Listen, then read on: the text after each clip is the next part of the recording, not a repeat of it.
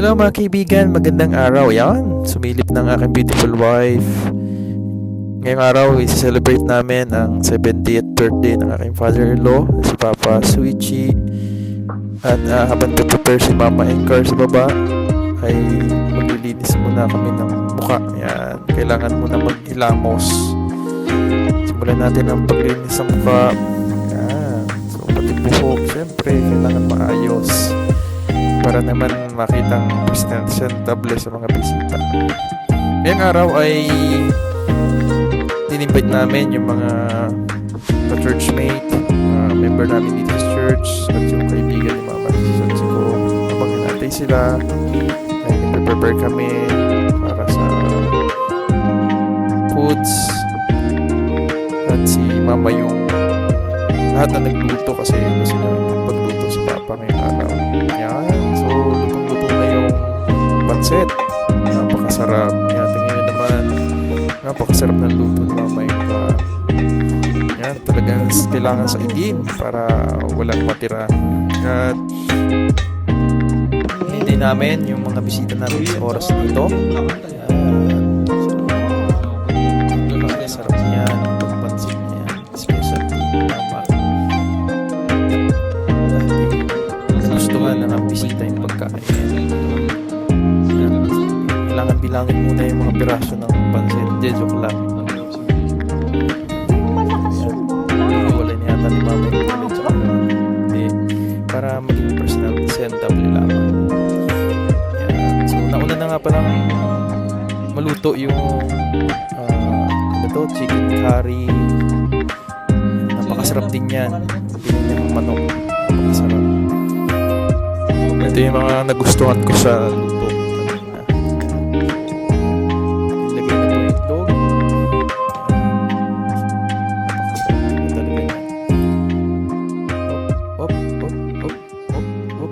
Oops. Binibilang pa ni Mama Encar yung itlog at saka yung mga gulay. Yan. Talagang binibigyan niya ng pwesto yung bawat itlog. Napakainam. Talagang nilagay pa sa gitna. Okay, lagay na natin. Lagay ng aking wife yung pansit. Inilagay na sa table. Ayan, tinakpan na. Ayan, dumating na nga po yung ating bisita. Unang-una si ka-workmate ko, si Karina Sensei. Siya po ay English teacher din. Ayan. So kasama yung kanyang anak. Siya po yung member natin sa church dito sa Tatsin.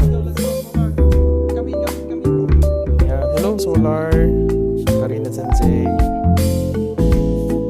Masaya kami kasi dumating yung mag-ina. Hindi nakasama yung kanyang husband, si Ashun, kasi may work ngayong gabi. Yan.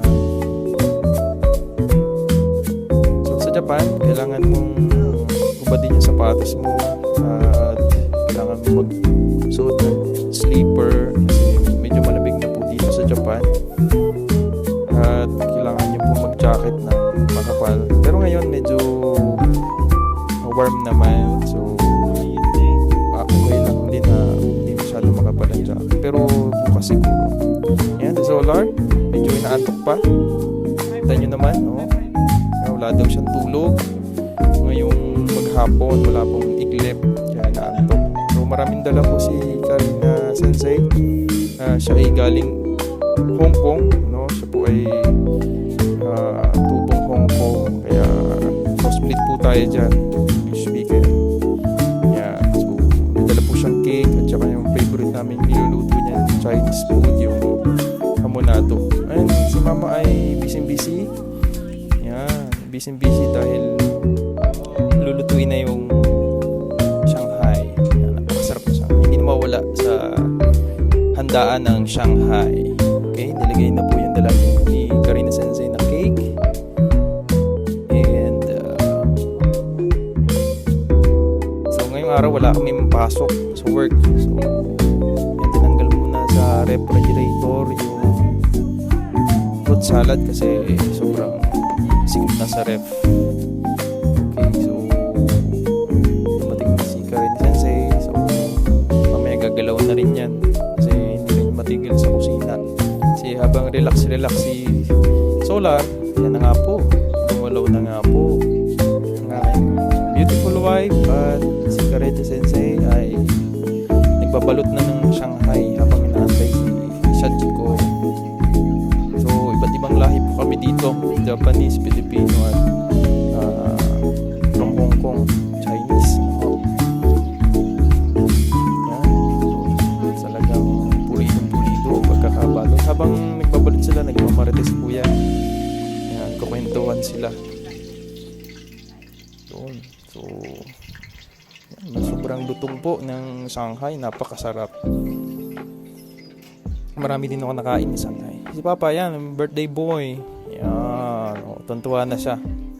Kahit makakalimutin na siya, pero ito ay magiging memorable sa kanya, kaya po gagawin po natin ng video. Yan, nanonood po ng Ampaman si Solar habang nagluluto yung iba. Okay, dumating na nga po si Sachiko. Magandang gabi, Sachiko. Yan, so malapit lang po siya sa bahay, galing po siya sa work yata, at siya po idumiretso sa bahay, bumili mo na yata ng regalo. Ayan. So tuntua din siya kasi first time niyang makikiselebrate ng birthday dito kasama namin. Yung maranasan niya yung birthday na parang nasa Pilipinas kasi maraming handa. Okay, so kumakanta na po ng Ampaman song si Karina Sensei at saka si Solar. O nga pala, sikat na sikat si Ampaman dito, lalo sa mga bata. Tuntua sila kapag nakita nila si Ampaman. At sa ulong-sulo ng mga bata yung kantang ito. Kalimutan ko na pala yung pamagat nitong kantang ito.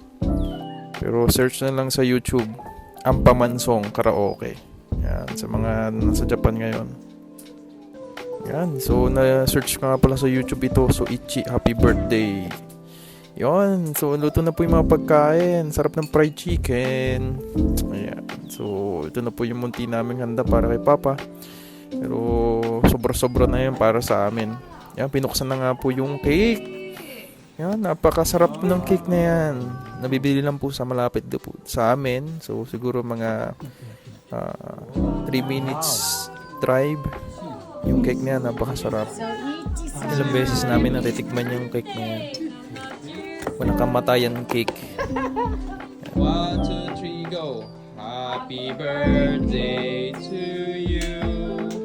Happy birthday to you. Happy birthday, dear birthday. Happy birthday to you. Happy birthday, Papa Suichi. Sabi niya 70 years old na daw siya. Sabi niya ay malakas pa daw ang kanyang pangangatawan. Okay, let us pray for Papa. Okay, let us pray for Papa. Father God, Lord, thank you, Lord, for this special day. We come before you with hearts full of gratitude, O God. So yan nga po guys, na-prank po natin sila. Kala nila picture, video pala. Happy birthday!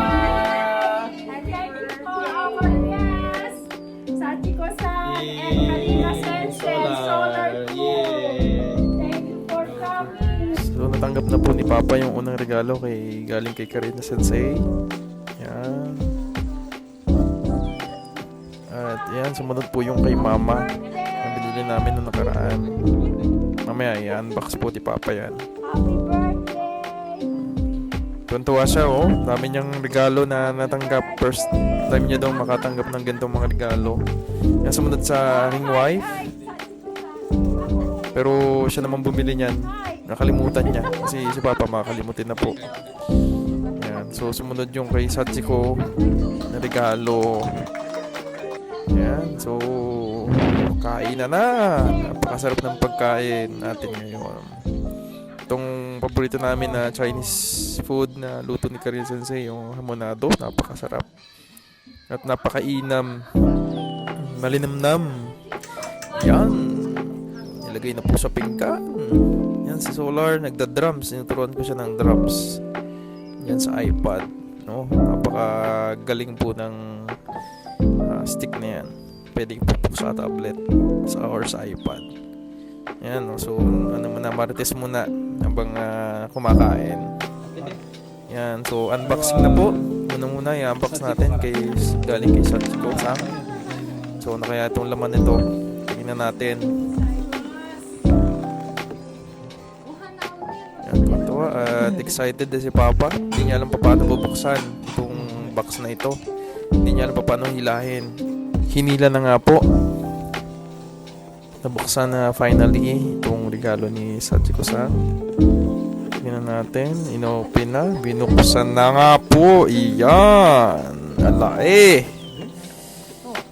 Yan. Tinulungan na po kasi hindi kayang buksan. Tinulungan na po ni Sachiko Sang. Wow! Napakaganda ng regalo. Tingnan po natin. Oh, napakaganda ng design. Present. Tama-tama kay Papa sa kanyang pag-inom ng mga mainit na inumin tulad ng kape. Pero hindi na namin siya pinagkakape kasi bawal sa kanya. Kasi magiging hyper siya, active. Kasi may sakit na nga po si Papa. Gusto pa naman niya yung kulay na yan. Yung kulay blue. Hindi po siya papaawat na buksan yan. Kasi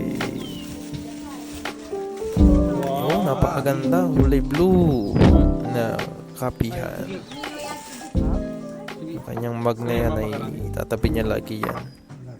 Oops, ang pangalaw po ay galing kay Mama. Yan, unboxan natin. Inunboxan nga po ni Papa. Kinuha na sa paper bag. At yan na. So, hinila na nga po. Hinila na. Ang ribbon. Napakaganda ng pagkakabalot.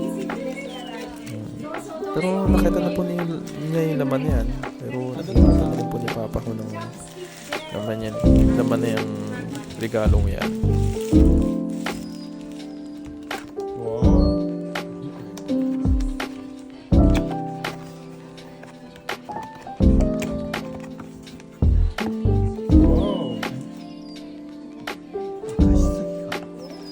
Diffuser.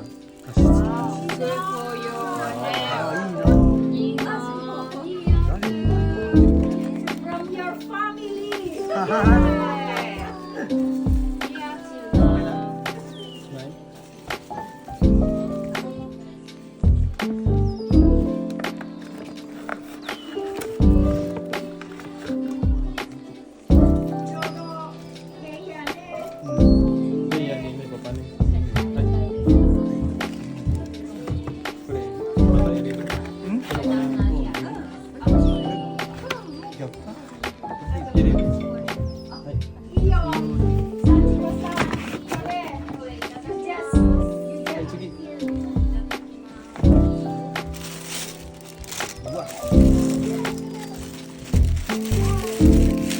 Binuksan niya yung regalo na yan.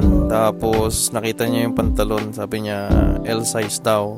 Pero kasi naman sa kanya yan. Kaso lang medyo mahaba. Ipapaputol po natin dun sa nagpuputol ng pantalon. Yan. So sinasabi niya ulit-ulit. Hindi kasi sa kanyang waist. Pero sabi ko kasi sa kanya. Kasi tumaba siya. Yung length lang hindi kasi sa kanya. Yan. Kasi nasukat niya na yan pero hindi niya naalala. Yan, tuntua. Naglalaro ang aking wife at si Solar. Nag-jump sila. Si Karina Sensei ay alam niya na siya Sharon. Yan. Yung Shanghai.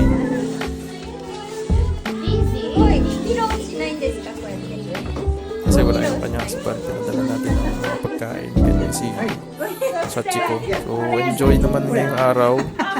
Salamat sa Diyos. Si Papa hindi mapakali kasi mahaba daw yung pantalon. Pero papaputol natin yan. Hello Solar. Yan. So nag-enjoy yung bata. Si Karina Sensei, ang bisita ay naghuhugas na ng pinggan. Siya pa yung naghuhugas ng pinggan. Napaka sipag na ang bisita ay naglilinis na ng pinggan. Parang ginagawang bahay yung bahay namin. Then yung iba ay so yun, sila po ay tunay na enjoy at pagkasalamat kami kay Lord kasi binigyan si Papa ng another year, which is 70 years old. So, isang pinaka pagpapala Kaos na. sa pamilya. Dumating sa ganitong age. So, pati Japanese, yan. Susaro na rin ho. So, yun lang po ang ating vlog na ito. God bless everyone.